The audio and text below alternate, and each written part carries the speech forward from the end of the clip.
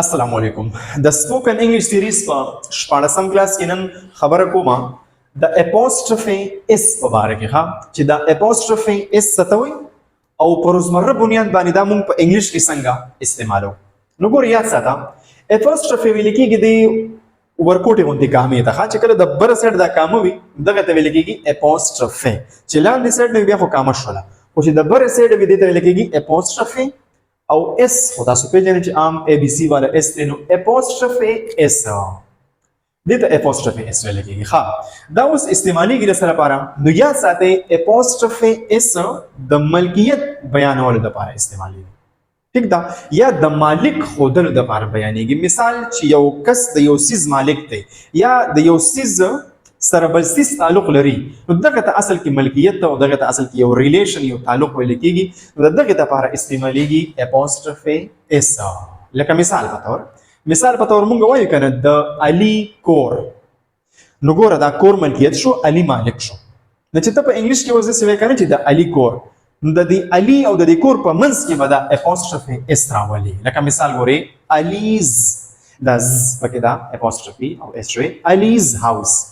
الیز هاوس. د طلحه موټر مثال په تور د طلحه گاډي ګورئ طلحاز کار د احمد پلار نو احمدز فادر احمدز فادر یعنی په منځ کې سره شي دا اپوسټروفي اس پکې راشي. ګورئ ته وګورئ وی یوز اپوسټروفي اس مونږ دا اپوسټروفي اس استعمالو وین چې کله وی وانټ کله مونږ غواړو to clearly tell the owner of something کله چې مونږ بس صفا د یو څیز مالک خایو چې دا کس د دې څیز مالک دی نو مونږ بیا اپوسټروفي اس استعمالو. او که په اردو کې وګورئ کنه نو په اردو کې دا اپوسټروفي اس د کا یا کې او یا کی په معنی کې استعمالېږي ښا او په پښتو کې د په معنی کې استعمالېږي دا. لکه مونږ کنه د علي کور د علي کمره دغه شان مونږ وایو. لکه مثال په توګه ګورئ زه دا مثال ته لیکم احمد کا گر د احمد کور دا په پښتو کې د شو کنه ګورئ د احمد کور. نو اوس یاد ساتئ چې زه دا په انګلیش کې لیکم کنه نو احمد خو په احمد په ځای باندې راشي داسې ګورئ احمد ٹھیک ده سوري احمد. اوس پرې منځ کې کار راغلی دی نو زه به دغه اپوسټروفي راولم او اس به ورسره وکړم دا اپوسټروفي اس شو. دا به څنګه وایي احمدز او دا کور دی نو دې ته ویل کېږي هاوس. ګورئ د احمد کور احمدز هاوس.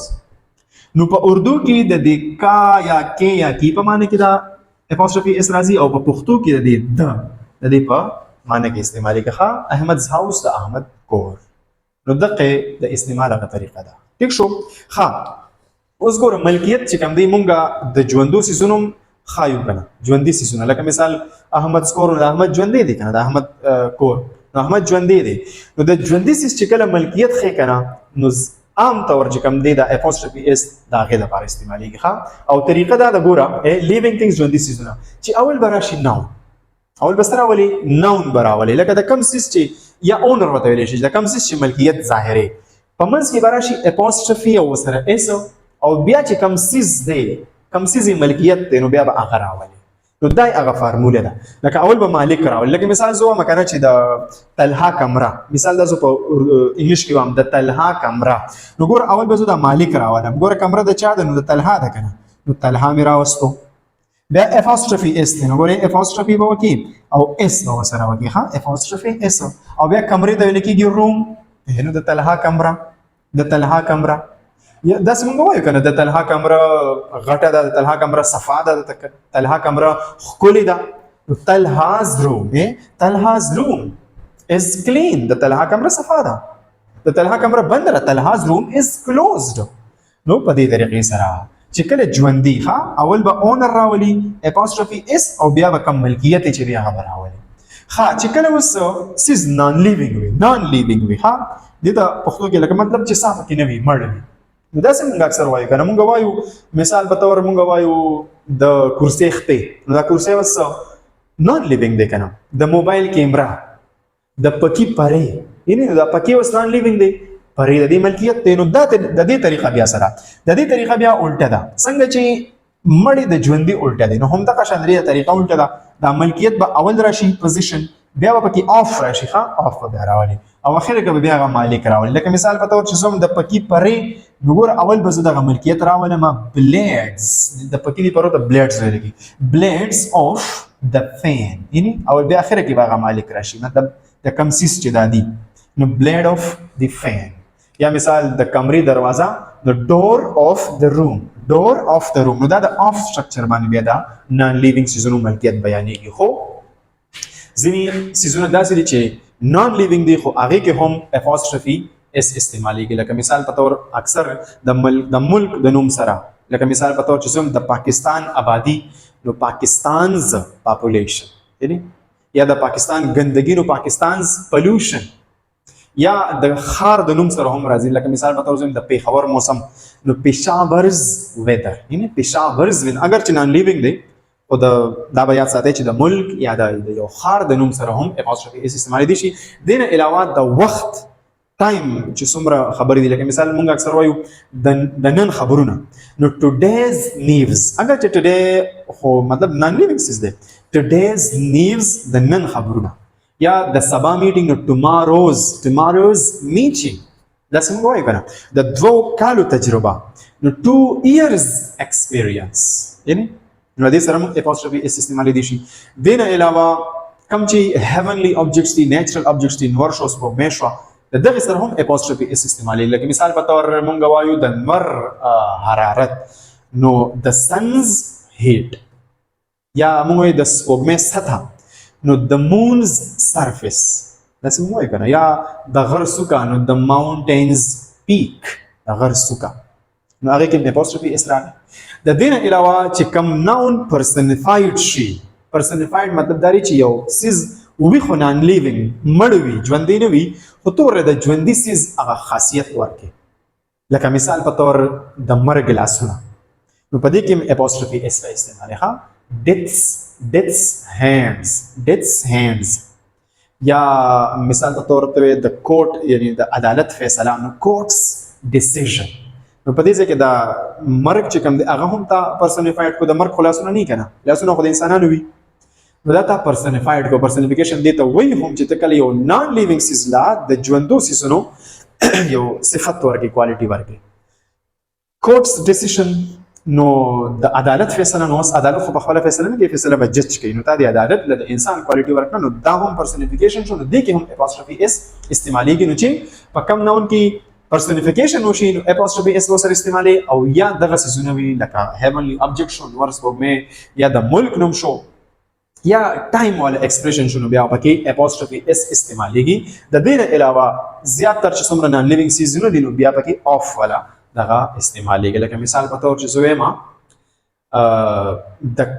د موټر دروازه نو ډور اف د کار ټیک دا یا د موټر انجن نو انجن اف د کار خو کته د سی وای چې کارز انجن نو بیا هم صحیح دي دوه صحیح دي نن سبا په ماډرن انګلیش کې خو زیاتر چې په سپوکن کې کم سیز آسان ویل کېږي په فلوئنٹ ویل کېږي په اسانه سره ویل کېږي جو اقا سټرکچر صحیح دی ها کارز انجن هم صحیح دي خو ځینې داسې دي چې هغه ډېر زیات نیچرل نخکاری په سپوکن کې اوار نه ویل کېږي نو بیا هغه په اف سټرکچر کې ویل پکار دي لکه مثال زه تاسو ته وایم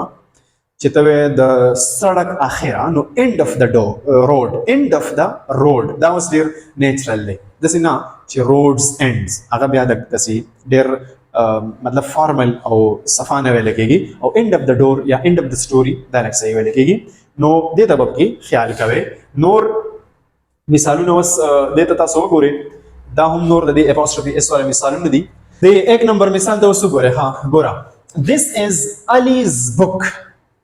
دا د علی کتاب دی نو تاسو ګورئ دا علی چې کوم دی کنه د دې سره اپوسټرفي راغلی دی او سره اس هم راغلی دی this is Ali's book دا د علی کتاب دی نو په دې طریقې سره اپوسټرفي اس استعمالي اوس کته به دا استعمال نه کینو بیا غلطي دا به داسې شي چې دا علی کتاب دی دا علی کتاب دی دا دویم دبه پکې رانه شي چې کله ته داسې وایي چې دا د علی کتاب دی نو بیا وکي اپوسټرفي اس راغلی this is Ali's book دا د علی کتاب دی ها my father's زما د پلار یعنی اوس کو دا فکر نه وی کنه اپوسټرفي اس پکې نه وی صرف و چې my father نو بیا به زما پلار یعنی زما پلار او my father نو زما د پلار میرے والد کا car is new زما د پلار موټر یا گاډي نوې دی دا قشان دي کین ها دې ته وسوره that is Abbas house هغه د عباس کور دی کته سو ګوري په دې کې apostrophe خو شوی دا او اخر کې هغه اس پکې نه دی راغلی کم چې دلته کې راغلی او دلته چې کم راغلی نو دا پکې ول نه دی راغلی نو ګور یاد ساتئ چې په کم ناون کې په اخر کې دا راغلی وي یا आवाज راغلی وي یاز نو په هغه کې بس صرف apostrophe کوي اس لیکلو ته پکې ضرورت نشته ټیک دا لکه عباس شو یا حارث شو نو په دې کې بس صرف apostrophe کوي دا بده څه وایي that is Abbas house بس سمپل اوس کته په دلته کې اس کې نو بیا بل څه لګيږي that is Abbas's house نو هغه سپیکینګ خګرانی ټیک دا نو په دې کې بس صرف apostrophe کوي او څلورم نمبر ته ګوري the boys hostel is near د الکانو دلته کې اوس دا plural دی جمع ده نو چې جمع کې خامخا اس راځي کنه بس زیات تر nouns کې نو په دې کې صرف apostrophe بکوي اس لیکلو ته ضرورت نشته اس د boy خپل له ها the boys د الکانو hostel is near hostel چې کوم دی نږدې دی پنځم نمبر ته ګوري that is your father in law house د دې سمانه شو that is your father هغه ستا د پلار په قانون کې کور دی دا سمانه شو father in law څه ته وایي father in law یا ساته معنی د سخرخه father in law لکه پلار په قانون کې نو دا سخر ته ویل کېږي په انګلیش کې دا شان خو ته وایي mother in law او ته وایي brother in law خو دغه ته وایي ورنده sister in law او خزه ته سوي خو به تاسو پته کنه هغه خو نه غلطيږي ها نو دا اوس په دې کې به apostrophe او دا اس په کوم ځای کې کوي چې ته وې کنه هغه ستاره سخر کور دی یا ستاره سخر گاډي دی نو دا به څنګه وي په دې کې خدا درې ټکی راغلي لکه دا د دریو ټکو نه جوړ شوی دی نو په دې کې به ډېره پاسه د apostrophe اس کوي کډېره پاسه کډېره پاسه